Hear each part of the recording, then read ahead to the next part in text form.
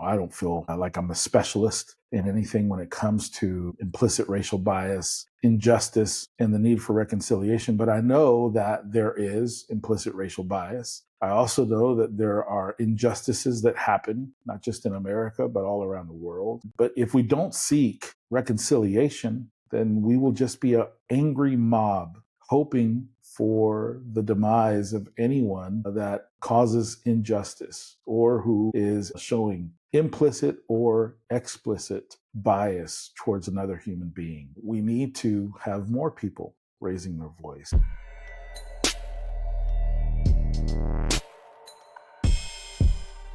I don't feel like I'm a specialist in anything when it comes to implicit racial bias, injustice, and the need for reconciliation, but I know that there is implicit racial bias. I also know that there are injustices that happen, not just in America, but all around the world. But if we don't seek reconciliation, then we will just be an angry mob hoping for the demise of anyone that causes injustice or who is showing implicit or explicit bias towards another human being. We need to have more people raising their voice. And we've seen it from day one, whether it's the rolling back of civil rights. One of the first things that happened during this administration was the rolling back, or what they call DEI, the firing of a chief of staff and other chief of staff members. The chairman of the Joint Chief of Staff was an African-American male,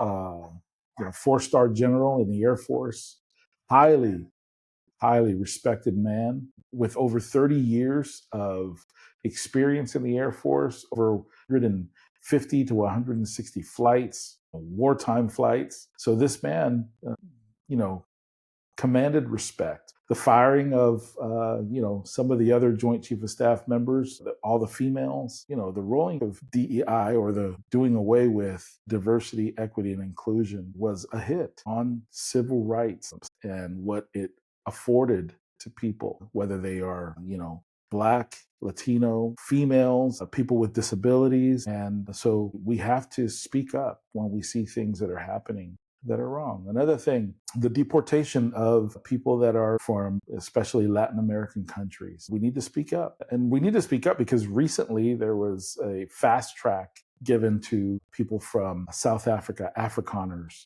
They were given a fast track for refugee status when there were other people from other countries, Sudan especially, who had been waiting for years to be given refugee status. But for whatever reason, the Afrikaners were given a fast track to refugee status. And it just looks wrong. The optics of it all looks wrong. Obviously, people from Sudan could have, very dark skin. And folks from South Africa, the Afrikaners, they are of Dutch descent. So very, very light skin. But the optics of it all looks wrong. And so when we see things that just don't look right, don't sound right, we need to resist. We need to be resisting that which we see what's wrong. And this is not anything new.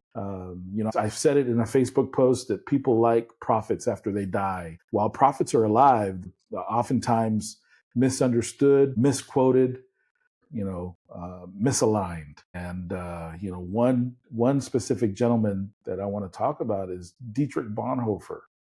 This man lived from 1906 to 1945. He was a prominent German Lutheran pastor, theologian, but he was also a anti-Nazi dissident. And he was known for his outrageous opposition to Adolf Hitler and his regime, and his influential theological writings marked his life and death, a significant figure in both Christian theology and in the history of resistance movements. Dietrich Bonhoeffer, now there's books written about him, and he's applauded for his anti-Nazi dissidence. But during the time that he was alive, I'm sure that he was not very liked, especially during, around his theological friendships. I'm sure that people also were like, don't talk about that stuff. You're gonna bring too much attention to us. I love Bonhoeffer because he was somebody who faithfully served Jesus and resisted something that was very wrong. I mean, there were over 6 million Jews that were killed under that Nazi regime, under Hitler's authority. And unfortunately, by the time that people started speaking up about it, It was way too late. And one thing that we need to avoid is wait till things get way out of hand before we start speaking up. We need to resist now. I don't know about you, but I heard something recently. I think it was by Aaron Parnas on Substack, where the current administration is wanting to go after journalists who speak about things that are wrong. Yeah, journalism is there to bring us the news. They're here to tell us what is happening behind the scenes. And the current administration is wanting to go after us. The current administration, went after a judge for allegedly helping an undocumented man leave the courtroom, and they arrested this judge. It's going to come to a boiling point, and if we don't resist, we will be in a place where I don't believe will be very good for the average American. Because right now it would seem like they're targeting specific people. My hope is that it never gets to the place where it's targeting everybody. There's been talk lately about doing away with habeas corpus. But the talk about it is that they want to do away with habeas corpus for, people that are undocumented, for non-citizens. But, what if they do away with habeas corpus for everybody? That means that anytime that a police officer detains you and arrests you, you don't have the right to go before a judge to question that arrest. Whatever the police system deems is what's going to happen. These are not times for us to fall asleep. Lately, I've been catching up on season 2 of Andor. I don't know if you guys have ever watched it. I love it. I love everything Star Wars. I right here. Look, I like Star Wars. I like Star Trek, and I'm all into both the Force and the beam me up Scotty stuff. Andor, unlike many other Star Wars productions, it intentionally minimizes the presence of Jedi, lightsabers, and the Force. And instead, it focuses on the human element of the rebellion and the sacrifices made by ordinary people to fight for freedom. Andor is painting the picture for the entire Star Wars, collection. And these were ordinary people who rebelled and fought for freedom. They were resistors as well in a made-up science fiction series and movie. And, lately just watching it, that there's so many parallels that can be made with the empire and what we see going on with the current administration. I highly encourage you to watch it. Andor is praised for mature storytelling, complex characters, and realistic portrayal of a burgeoning revolution under a fascist regime. At the beginning of, Andor, I won't spoil it. I think you should go watch it. But some things happen, and Cassian has to rise up and make some decisions. And he battled all along whether he wanted to be highly involved or not. But at the end of the day, it was his destiny to do so. Just like you and I, all of us that are living during this time, we could do one of two things. We could turn a deaf ear, turn a blind eye, stay silent, or we could rise to the occasion and be a part of the resistance. I believe that our freedoms are on the line. I believe that if we don't say anything, that it will cause a ripple effect for years to come. Our children and their children may be affected by it if we stay quiet. And listen, I am a Christian leader. I'm not a politician, but I see the writing on the wall, and what I see is not good. And while there are a lot of people that would say, well, Sammy, I'm a Christian, but I agree with everything going on, I would challenge and say, show me where what is happening today falls in line with the words and ways of Jesus. How we treat the foreigner matters to Jesus. There are writings in the Old Testament that tell us to care for, to welcome the foreigner. How we treat people matters to Jesus. The golden rule, Jesus invented that. He said, do unto others as you would want them to do to you. And then Jesus in Matthew 25 says, whatever you've done to the least of these, my brothers and sisters, you've done unto me. We're a country of foreigners. We live in a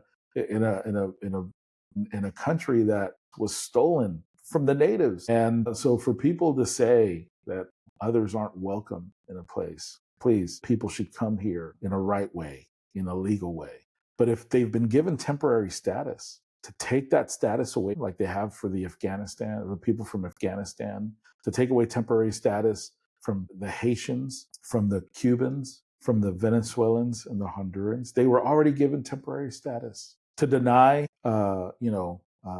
refugee status to the people in Sudan who are really experiencing genocide, and then to fast track refugee status for the 50 that came from South Africa, the Afrikaners. It's just, again, it's an injustice, in my opinion. It may not be yours.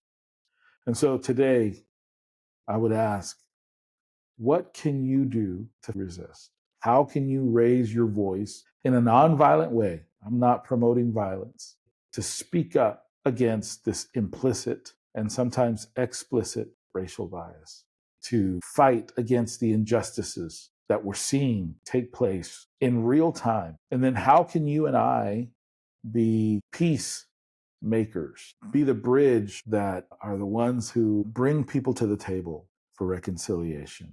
We're living in very important times that will shape the future. So your lack of involvement, your lack of speaking out right now will set the stage for what's coming. I don't know about you, but I have to do my part. And I hope that you'll do your part as well. Thanks for tuning in today.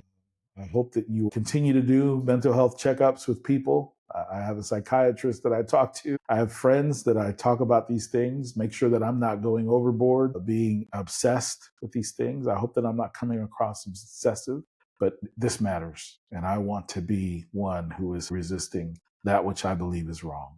Be encouraged. Have a great day, and I will talk to you soon.